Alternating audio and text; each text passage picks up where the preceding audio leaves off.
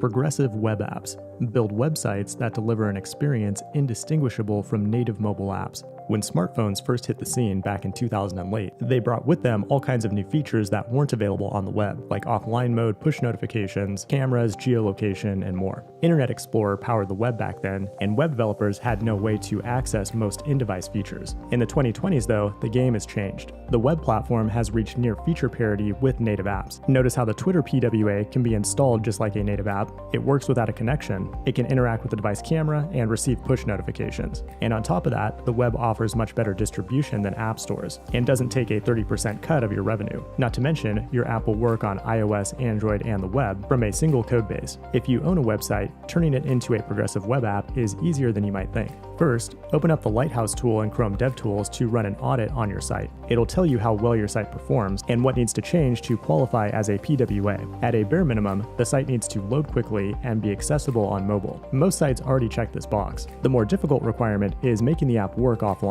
Normally, a website runs on a single thread while the tab is open. However, modern websites can now register a service worker, which is just a script that runs in the background. It can perform caching, background sync, and listen to push notifications, among other things. The implementation is actually very simple. We just check if the browser supports this feature, then register a JavaScript file as the worker. Once registered, you'll find it activated in the Application tab in Chrome DevTools. From there, you can write your own code in the worker file or use a library like Workbox to do everything for you. Most importantly, you'll want to cache the URLs in your app so they can be viewed offline. You can inspect the cache and other background services here in the Application tab.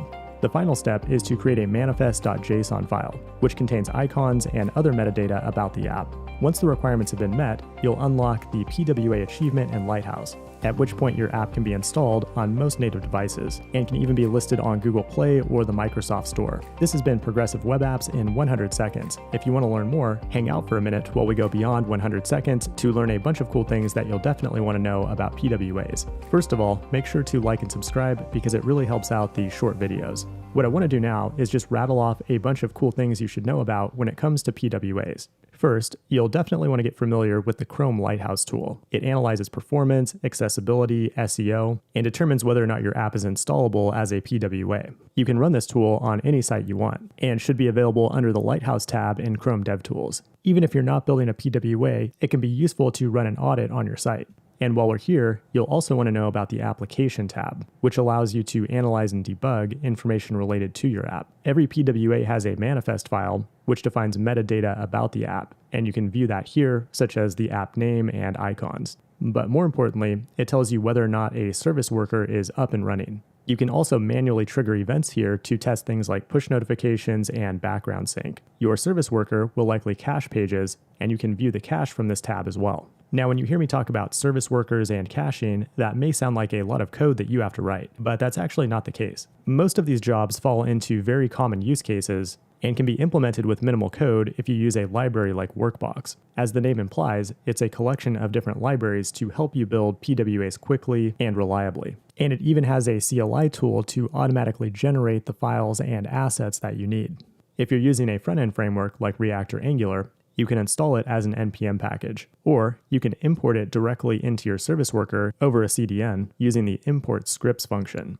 But an awesome new feature in Workbox is recipes. It allows you to implement features very quickly, often with just a single line of code. Want to add offline fallback to your app? It's just a single function call. And the same goes for an image cache, Google Fonts cache, and many others. Workbox is awesome, but there are other libraries out there as well. If you use a framework like Angular, it has a service worker module built into it. And when you use the Create React App tool, it automatically generates a service worker for you. And speaking of frameworks, if you want to see how PWAs are implemented in a variety of different frameworks, check out the Hacker News PWA site. It's a showcase of different framework implementations and how well they perform compared to each other. If you're learning to code, a great project is implementing your own version of a Hacker News PWA. Or if you want to start with something easier, let's go ahead and build a PWA right now. We only need 4 files: an index.html for our main web page, a logo, a manifest.json to describe our app, and then a serviceworker.js file. The HTML needs to reference the manifest and load the service worker. We can reference the manifest with a link tag, just like we would with a CSS file. Then we can add a script above the closing body tag And if the service worker is supported in this browser or in its navigator, then we'll go ahead and register our service worker file. Now, if we open up the manifest.json file, we can add some information about our app, which is mostly self-explanatory. But notice this icons array. It's looking for icons or images of different sizes that can be used as the home screen icon for our app. We could create all of them manually, but that would take forever. A better option is to use the PWA asset generator. We'll go ahead and run npx PWA asset generator, then point it to the logo file in our project and tell it to output the results in the icons directory. That creates a bunch of images for us in no time. And if you look at the terminal output, it'll even give you the JSON that you need to paste into your manifest.json file. Now we just need to write a little bit of code in our serviceworker.js file to enable caching. We'll import Workbox from a CDN by adding a link to the file inside of this import scripts function. That'll give us access to Workbox. Then we can use the routing module to register a route that matches all of the image files in our project. Then once we've matched all the files, we need to decide on a caching strategy. In this case, we'll use cache first, which means the PWA will attempt to read from the cache instead of going over the network if there's something available in the cache. That's great for files that don't change often, like images. But if you have something that does change often, you might want to use a network-first strategy, which will use the network if the app is connected to the internet, or if it's offline, it will fall back to the cache. Now let's go ahead and serve the app by running npx serve, and then open the browser to localhost 5000. Once there, hit Ctrl-Shift-J to open up the Chrome DevTools. Let's start by going to the Application tab and making sure that we have all of the icons appearing in our manifest. That looks good. Now let's check out the service worker and make sure that it's up and running.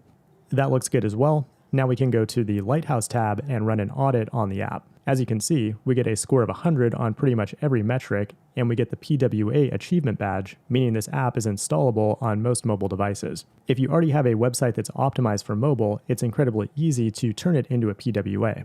From that point, you might consider adding an install button to your site in different locations to prompt the user to install the app.